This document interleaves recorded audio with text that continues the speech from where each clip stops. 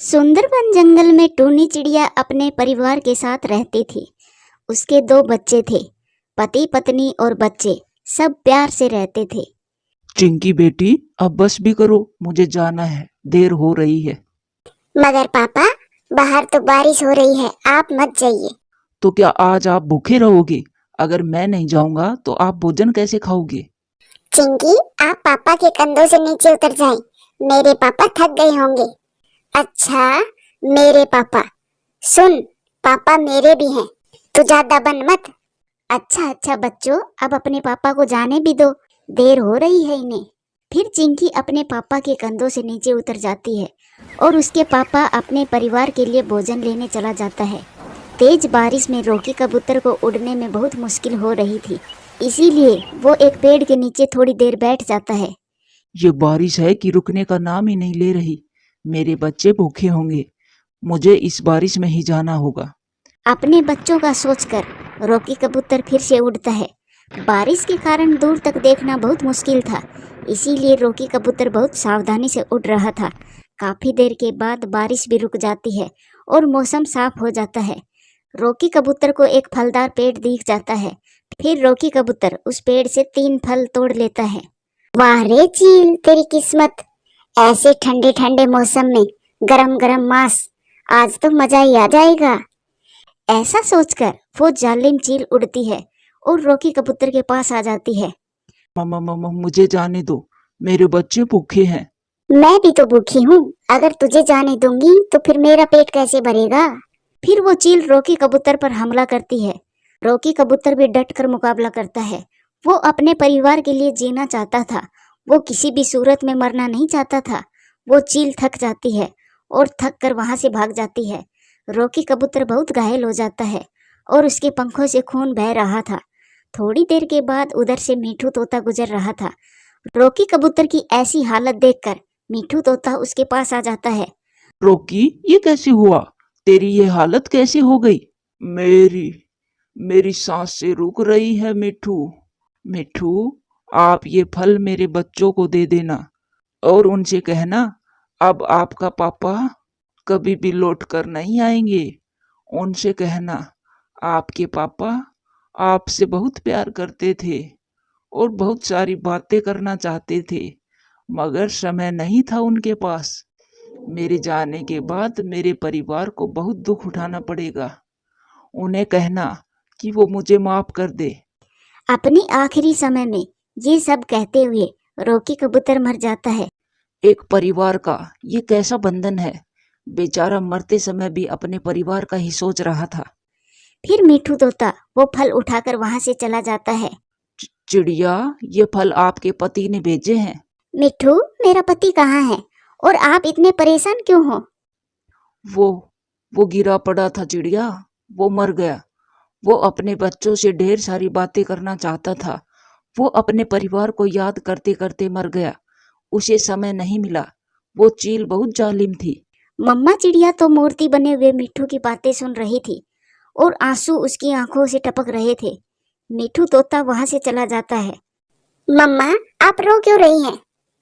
मम्मा, पापा ने मिठू अंकल को फल देकर क्यों भेजा? पापा खुद क्यों नहीं आए घर?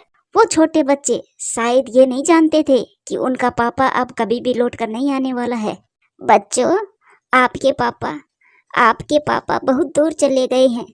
वो अब कभी भी लौट कर नहीं आएंगे। ऐसा कभी भी नहीं हो सकता। मैं नहीं मानती। मेरे पापा मेरे बिना कहीं भी नहीं जा सकते। पापा ने वादा किया था, जब वो दूर वाले जंगल जाएंगे तो मुझे अपने साथ लेकर जाएंगे। बच्चों, आप ये फल खाओ और सो जाओ। मैं नहीं खाऊंगी, नहीं खाऊंगी। ये फल जब तक नहीं खाऊंगी जब तक पापा घर नहीं आ जाएंगे। मैं नहीं खाऊंगी, नहीं खाऊंगी, कभी भी नहीं खाऊंगी। मैं भी नहीं खाऊंगा, मुझे भी भूख नहीं है। मम्मा चिड़िया रोती रहती है और बच्चे सो जाते हैं। वो रात मम्मा चिड़िया के लिए बहुत लंबी और दुखों से भरी रात थी। फिर सुबह हो जाती है। सब पक्षी भोजन लेने जा रहे थे। चिड़िया भी अपने घर के बाहर बैठी हुई थी। मम्मा, सारी रात गुजर गई और पापा अभी तक नहीं आए। अब तो सुबह भी हो गई है।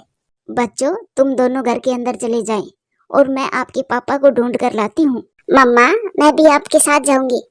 नहीं चिंकी बेटी, आप कुकू बाई के साथ घर में रहें। फिर मम्मा चिड़िया उड़ती है और वो बहुत उदास थी। उसे जंगल सुना सुना लग रहा था। जिन रास्तों पर कभी वो अपने पति के साथ जाया करती थी, उन रास्तों पर आज वो अकेली उड़ रही थी। मम्मा चिड़िया जाकर नदी पर बैठ जाती है और फूट फूट कर रोने लग जाती है। मुझे क्या मालूम था कि आप मुझे छोड़कर चले जाएंगे। मुझे मालूम होता तो मैं आपको कभी भी घर से बाहर जाने नहीं देती। मैं मर जाती, बस आपको कुछ ना होने देती। चिड़िया अपने बच्चों के सामने तो खुलकर रो भी नहीं सकती थी, इसीलिए वो अपना दिल हल्का करना चाहती थी। वो रो रही थी। बेचारी चिड़िया, बहुत बुरा हुआ इसके साथ, 2 बच्चे भी हैं। गोरी, चिड़िया को हौसला और तसल्ली देनी होगी। अगर ऐसे ही रोती रही तो ये भी मर जाएगी, और फिर बच्चों का क्या होगा। फिर कालू कौवा और गोरी कौवी चिड़िया के पास आ जाते हैं। चिड़िया बहन, जब मैं 5 दिन की थी तब मेरा पिता मुझे छोड़कर चला गया था। माँ भी बीमार थी, मगर फिर भी मेरी माँ घर से निकली और मेरा पालन पोषण किया। अभी पिछले महीने बुलबुल का पति भी तो बारिश में मर गया था। इस जंगल में ऐसा ही होता है, जो चला गया उसे बुलाया तो नहीं जा सकता, मगर मरने वाले के साथ मरा भी तो नहीं जाता। हमें जीना होता है, हमें अपने लिए नहीं अपने बच्चों के लिए जीना होता है। चिड़िया बहन, हिम्मत रखो, अपने बच्चों की तरफ देखो, वो बहुत छोटे हैं। गोरी बहन, मैं आखिरी बार उनसे मिल भी ना सकी। अगर मैं उनके साथ होती तो मैं मर जाती, लेकिन उन्हें ना मरने देती। चिड़िया बहन, आप घर जाएं अपने बच्चों के पास, उन्हें प्यार दे, उन्हें समझाएं कि अब उन्हें पापा के बिना जीना सीखना होगा। मैं और कालू जी आपका भोजन लेकर आते हैं। फिर मम्मा चिड़िया अपने घर चली जाती है। मम्मा, पापा नहीं मिले क्या? चिंकी और कुकू, आपके पापा को चील ने खा लिया है। दुष्ट चील ने आपके पापा को मार दिया है। मेरे बच्चों, अब आपको आपके पापा के बिना ही रहना होगा।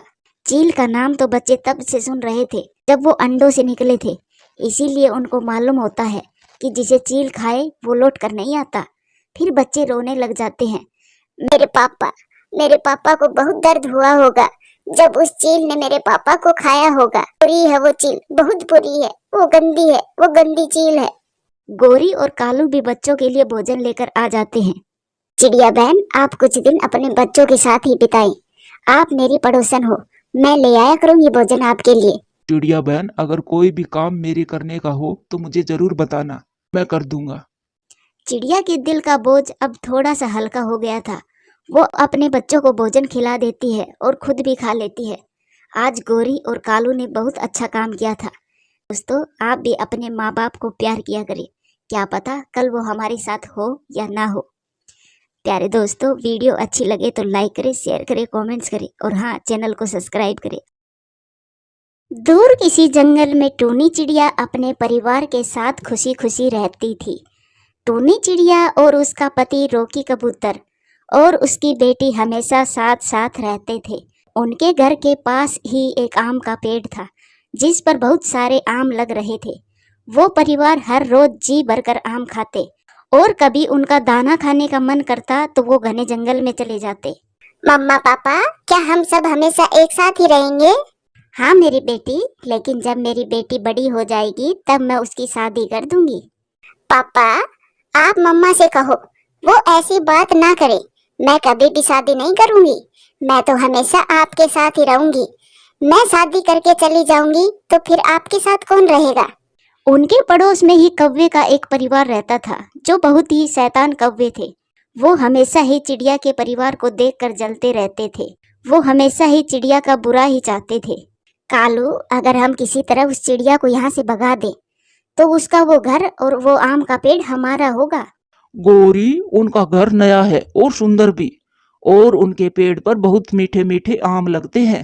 तो फिर ऐसा कुछ करो कालू, जिससे वो सब हमें मिल जाए।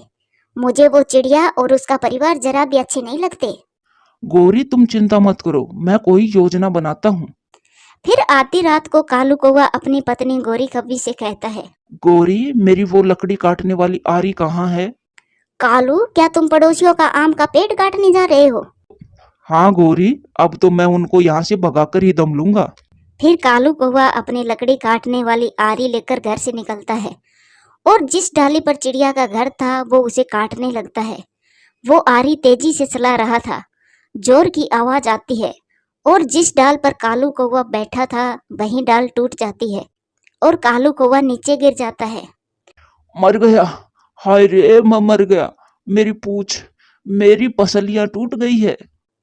फिर बहुत मुश्किल से कालू कौवा उड़कर अपने घर जाता है। कालू जी, आपने तो कमाल ही कर दिया, इतनी जल्दी ही उस चिड़िया का पेड़ काट दिया। कहाँ काट दिया गोरी, बहुत बुरा हुआ। मैं डाल काट रहा था और जिस डाली पर बैठा था वही डाली टूट गई, मेरी पसलियां टूट गई, हाय रे मैं मर गया। गोरी मेरे पंखों पर पट्टी बांध दो, हाय। कालू, जब भी हम उस चिड़िया को नुकसान पहुंचाने की कोई कोशिश करते हैं तो हमारा अपना ही नुकसान होता है। मगर कल ऐसा नहीं होगा, मैं कल कोई नया उपाय निकालूंगा, मैं चुप बैठने वाला नहीं हूँ। फिर दूसरे दिन गोरी कौवी चिड़िया के पास जाती है। चिड़िया, जिस पेड़ पर तुम्हारा घर है उस पेड़ पर भूत रहता है। अगर तुम और तुम्हारे परिवार को बचाना चाहती हो तो कहीं दूर चली जाओ। तुम हमारी चिंता ना करो गोरी, हम भूत से खुद निपट लेंगे, भूत हमारा क्या बिगाड़ेगा। गोरी आंटी, मुझे तो आप ही कोई भूत लग रही हो। ये चिड़िया इतनी आसानी से ये पेड़ छोड़कर नहीं जाने वाली है। गोरी कौवी मन ही मन में ऐसा सोचती है और फिर कालू कौवा गोरी कौवी से कहता है, गोरी तुम किसी तरह उस चिड़िया के परिवार को पहाड़ों के पास लेकर जाओ। जब वो सब एक जगह इकट्ठे बैठे होंगे तब मैं ऊपर से उन सब पर एक पत्थर गिरा दूंगा। कालू, ये तो बहुत आसान काम है, मैं आज ही उसे पहाड़ों पर लेकर जाती हूँ। फिर गोरी कौवी भागी भागी टूनी चिड़िया के पास जाती है। चिड़िया बहन, मैं पहाड़ों पर जा रही हूँ भोजन लेने। सुना है वहां पर चावल के ढेर सारे दाने पड़े हैं, क्या तुम भी चलोगी मेरे साथ? चावल? चावल तो मेरे पति और बेटी को बहुत पसंद है, आप यहीं बैठे, मैं अभी चिंकी और उसके पापा को लेकर आती हूँ। फिर टूनी चिड़िया अपने घर के अंदर जाती है। चिंकी के पापा, गोरी कौवी बता रही है कि पहाड़ों पर चावल मिल सकते हैं, क्यों न आज हम चावल खाने जाएं? मैंने तो अपने पेड़ से आम खा लिए हैं, मुझे तो भूख नहीं है। लेकिन पापा, मैं तो जाऊंगी, मैं तो चावल खाऊंगी। कई दिनों से आम खा खा कर मम्मा मेरा मन भर गया है। फिर चिंकी अपनी मम्मा के साथ जाती है। गोरी कौवी उनको साथ लेकर पहाड़ों पर पहुंच जाती है। गोरी, कहाँ है चावल? यहाँ तो कुछ भी नहीं है। टूनी, तुम यहीं बैठो, मैं थोड़ा और आगे देख कर आती हूँ। उधर कालू कौवा एक बड़ा सा पत्थर लेकर पहाड़ के ऊपर बैठा था। अब मैं ये पत्थर उस चिड़िया के ऊपर गिराकर इसको यही खत्म कर दूंगा। ऐसा कहकर कालू कौवा पत्थर को धक्का देता है। वो पूरा जोर लगाता है। पत्थर जैसे ही अपनी जगह से हिलता है वैसे ही कालू कौवा का पाँव भी फिसल जाता है। पत्थर और कालू कौवा दोनों ही नीचे गिर जाते हैं। बचाओ बचाओ बचाओ, मुझे कोई तो बचाओ। टूनी चिड़िया कालू कौवा का शोर सुनकर अपनी बेटी को लेकर दूर हो जाती है और कालू कौवा सीधा आकर जमीन पर गिरता है। कालू, तुम पहाड़ के ऊपर क्या कर रहे थे? मैं वहां तुम्हारे लिए चावल ढूंढ रहा था। गोरी कौवी भी वहां आ जाती है। अपने पति को इस हाल में देखकर गोरी कौवी रोने लग जाती है। मेरा कालू कैसे गिर गया? कहीं चोट तो नहीं लगी मेरे कालू को? गोरी ये पूछो तुम, चोट कहाँ कहाँ लगी है? गोरी मेरा पंख, मेरा पाँव, मेरा सर सब टूट गया है। गोरी, मुझे नहीं चाहिए चावल, यहाँ तो बहुत खतरा है। चलो बेटी, हम कहीं और चावल ढूंढ लेंगे। फिर टूनी चिड़िया अपनी बेटी को लेकर वहां से चली जाती है। कालू बच गई, आज फिर वो चिड़िया बच गई। तुम्हारे सारे प्लान फेल हो जाते हैं और चोट हमेशा तुम्हें ही लगती है। अब देखना मैं कैसे आसानी से उन सबको मारती हूँ। देखते हैं तुम उस चिड़िया को मारती हो या फिर अपने ही पंख तुड़वाती हो। कालू, मैं बुद्धि से काम लूंगी, तुम्हारी तरह पागल नहीं हूँ मैं। फिर दूसरे दिन गोरी कौवी बुलबुल की दुकान पर जाती है। बुलबुल बहन, मुझे चूहे मारने वाली दवा दे दो, मेरे घर में बहुत सारे चूहे आ गए हैं। ये लो गोरी, इसे बच्चों से दूर रखना, बहुत खतरनाक जहर है ये। फिर गोरी कौवी वो जहर लेकर अपने घर आ जाती है और घर आकर गोरी मीठी खिचड़ी बनाती है और उसमें वो जहर मिला देती है। अब तो मैं कालू को सरप्राइज दूंगी, उसे तो मालूम ही नहीं होगा कि मैंने कैसे उस चिड़िया को और उसके परिवार को मारा है। कालू कौवा भी नदी से पानी पीकर आ जाता है। कोई उपाय सोचा है क्या गोरी, उस चिड़िया के परिवार को मारने का, या फिर ऐसे ही बड़ी बड़ी बातें कर रही थी? ये तो मैं तुम्हें सरप्राइज दूंगी। तुम ऐसा करो, जाओ और ये मीठी खिचड़ी चिड़िया के घर दे आओ। वो क्यों गोरी? ये सब तुम्हें कल मालूम पड़ेगा। तुम जाओ, और हाँ, इसमें से खाना नहीं है, मैंने तुम्हारे लिए अलग से खिचड़ी बनाई है। फिर कालू कौवा वो मीठी खिचड़ी लेकर चिड़िया के घर जाता है। खिचड़ी की खुशबू कालू कौवे को लुभा रही थी। वो जाते जाते रुक जाता है। इस खिचड़ी की खुशबू से मेरे मुंह से पानी टपक रहा है। इसमें से थोड़ी सी खिचड़ी मैं खा लेता हूँ ताकि मुंह से पानी टपकना बंद हो जाए। ऐसा सोचकर कालू वो खिचड़ी खाने लगता है। वो जैसे ही थोड़ी सी खिचड़ी खाता है, जहर के असर से वो वहीं गिर जाता है और वहीं मर जाता है। ऐसे वो चिड़िया का परिवार तो हंसी खुशी उसी पेड़ पर रहता है, मगर गोरी कौवे का घर उजड़ जाता है। मैं बहुत बुरी हूँ। मैंने अपने पंखों से अपने पति को मार दिया। किसी का घर उजाड़ते उजाड़ते मैंने अपना ही घर उजाड़ लिया। प्यारे दोस्तों, इस कहानी से सीख मिलती है, जो किसी का बुरा सोचता है उसका हमेशा खुद का ही बुरा होता है। दोस्तों, वीडियो अच्छी लगे तो लाइक करें, शेयर करें, कमेंट्स करें और हाँ, चैनल को सब्सक्राइब करें। पापा, पापा, मम्मा कहाँ चले गई? वो अभी तक आई क्यों नहीं है? बेटा तुम सो जाओ, तुम्हारी मम्मा थोड़ी देर में आ जाएगी। लेकिन पापा, आज से पहले मम्मा पहले तो कभी भी मुझे अकेला छोड़कर नहीं गई, फिर आज क्यों चली गई? वो मासूम चिड़िया अपने पापा से अपने मम्मा के बारे में ऐसे पूछ रही थी क्योंकि उसके पापा ने उसको अभी तक नहीं बताया था कि उसकी मम्मा को तो एक जालिम चील खा गई है। चिंकी चिड़िया अपने पापा से ये सवाल करते करते सो जाती है। आज तो चिंकी सो गई है, लेकिन जब सुबह उठेगी तब मैं इसे क्या जवाब दूंगा। टूनी, तुम तो मुझे और मेरी बेटी को छोड़कर चली गई हो, लेकिन अब मैं अकेला कैसे संभालूंगा इस बच्ची को। चिंकी का पापा इसी चिंता में सारी रात जागता रहता है। वो अपनी पत्नी को तो बहुत याद कर ही रहा था, लेकिन साथ ही साथ उसे अपनी बेटी की भी चिंता हो रही थी क्योंकि चिंकी अभी बहुत छोटी थी। उसे माँ की बहुत ज्यादा जरूरत थी। ऐसे ही सुबह हो जाती है। पापा, क्या आज तो मम्मा आ जाएगी ना? हाँ हाँ बेटी, आज तेरी मम्मा आ जाएगी। पापा, जब मम्मा घर आएगी तब मैं उनसे लड़ाई करूंगी। वो मुझे अकेली छोड़कर क्यों चली गई थी?